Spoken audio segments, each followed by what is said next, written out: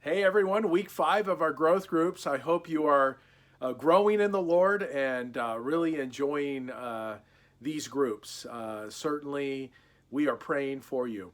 Want to encourage everyone to continue to be faithful, to be reading through the curriculum, to be reading through the scriptures. Of course, we've got the reading plan, and really encourage you guys because it gives some great point of fellowship and dialogue even outside of the growth group. And of course, that's our heart for you, is to build relationship with one another in true biblical accountability and discipleship.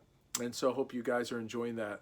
Of course, one of the main things that you're going to take away from this on the Bible side is the memory verses. So I would encourage you guys to really be memorizing your verses. Of course, it takes time. It takes it being intentional, and want to encourage you to do that. This week we are talking about a true disciple's love, or excuse me, a true disciple loves Jesus supremely, and what a great topic. Our text, our focal passage is Luke chapter 14, there verses 26 through 33. Now, I do have to say something about this passage because it is a passage where Jesus says that we need to love him supremely. We need to follow him above all. In fact, our love for Jesus would be so great, so supreme to any other love, then the other greatest loves on this earth would actually look like hatred compared to our love for Jesus. Of course, our memory verses, and maybe you're memorizing, where Jesus says here that if anyone comes to me, he must hate his father, his mother, his wife, his children, his brothers, sisters, yes, his own life. And if he doesn't do that, he can't be my disciple.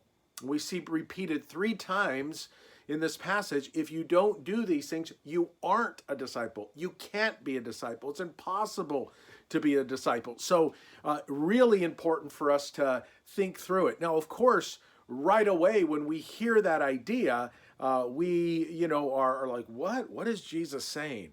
And, this is an interesting kind of story when I was just freshly born again and I came to the Lord and I was passionate and zealous. I wrote this verse out in its entirety, this whole focal passage. I wrote it out on a 3x5 card. Now, when you think of a 3x5 card, you think of a little 3x5, 3 inches by 5 inches. I'm talking about 3 feet by 5 feet poster board, plastered it on my wall in my bedroom. I was living at home with my parents. And of course, my mom comes in and she'd been praying for me that I get saved for years. She comes in and she's thinking of all the verses that you've chosen in the Bible. The one you choose to put on your wall is hate your mother. Just thinking about, from a mother's perspective, and of course now as I'm a father of grown children, from a father's perspective, it's like, yeah, that's kind of like interesting. And it's a verse that's really misunderstood. Of course, Jesus isn't saying hate your parents, hate your wife, your husband, your children, but he's saying your love must be so supreme for me that the love that you have, which is an incredible love that you have for your family, looks like hatred in compared to your love for me. If you have to choose between your family and me, what's your choice going to be?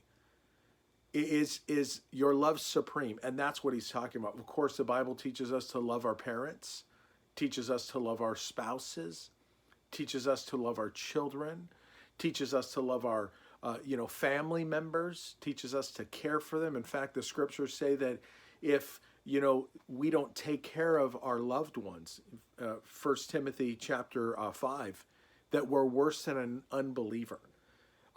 So this isn't an issue of don't love. Of course, the whole message of the gospel is love. But it's an issue of when you're persecuted, when you're ridiculed, when you make decisions that are based upon your relationship with Jesus because you're his disciple, and your family doesn't like it, whom do you choose? Do you choose Christ? Is he supreme over all? Or do you choose, to buckle to the pressures of those that you love so dearly. And it's a hard thing. And that's why Jesus says, if you're not willing to do it, you can't be my disciple. Of course, the big statement is if you don't, hate yourself, right? Isn't that what the passage talks about? You can't be my disciple. And then in verse 33, if you don't forsake all, you can't be my disciple. So just encourage you guys, in thinking through and wrestling through and talking about what this actually looks like in our lives. And so, Lord bless you. Encourage you to just be focused on Jesus and love him supremely. There is some additional notes this week. They're very simple, but if you read the context of the chapter, it's about people being too busy to follow Jesus. I just think about that in the context of what we're looking at here, with the Jesus statements. People are just distracted with so many. Jesus isn't supreme. Make sure Jesus is supreme in your life. Lord bless you guys.